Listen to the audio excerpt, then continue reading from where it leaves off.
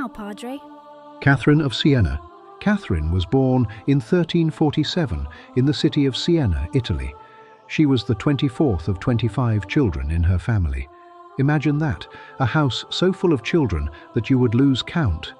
But Catherine was different. Even as a small girl, she had a special joy, a strength, and a love for God. At just 6 years old, Catherine had a vision.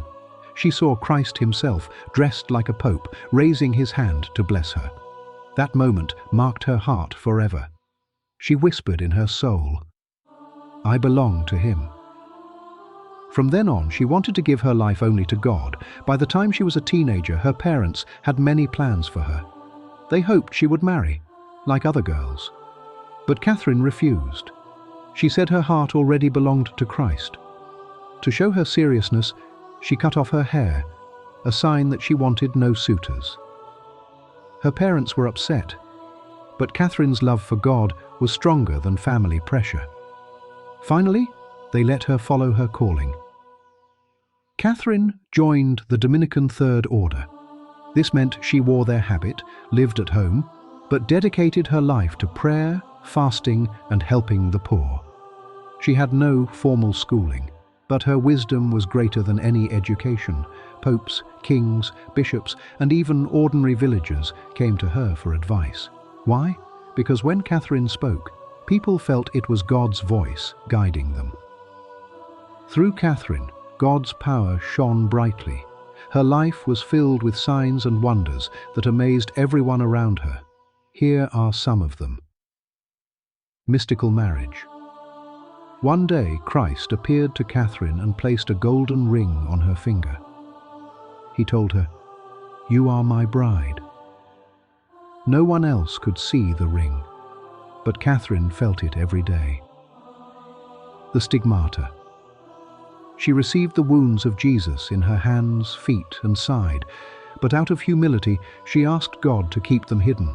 They were invisible during her life and only became visible at her death. Healing the sick, Catherine blessed many sick people with the sign of the cross, and they were healed instantly. Multiplication of food. Like the miracles of Jesus and later Saint Teresa, Catherine prayed, and food multiplied. This happened especially when she cared for the hungry poor. Prophecy fulfilled. She boldly told the Pope, who was living far away in Avignon, France, that he must return to Rome. Her words came true. The Pope did return to Rome, just as she had said. Driving out demons. Many who were possessed were freed by her prayer and the sign of the cross. Healing plague victims.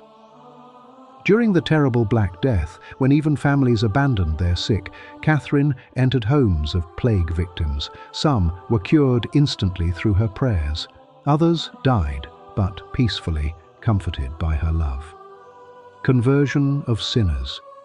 Even the hardest criminals repented when Catherine spoke to them. Her words pierced their hearts, and many returned to God. Visions of heaven and hell. God showed her glimpses of eternity, the joy of heaven, the pain of hell. She described them so vividly that people changed their lives. Mystical ecstasies. Sometimes Catherine was lifted into deep prayer, her face glowing, speaking truths she had never studied. It was the Holy Spirit giving her wisdom. Catherine didn't just perform miracles, she also became a spiritual mother. She wrote hundreds of letters to encourage leaders and ordinary people. Her most famous work, the Dialogue, is filled with conversations between her soul and God himself. But her life was not long. She carried many sufferings in her body and soul. At just 33 years old, the same age as Christ, Catherine died in 1380. People mourned her deeply. In 1461, she was declared a saint. And in 1970, the Church gave her one of the highest honors, Doctor of the Church, meaning her teachings are treasures for all Christians.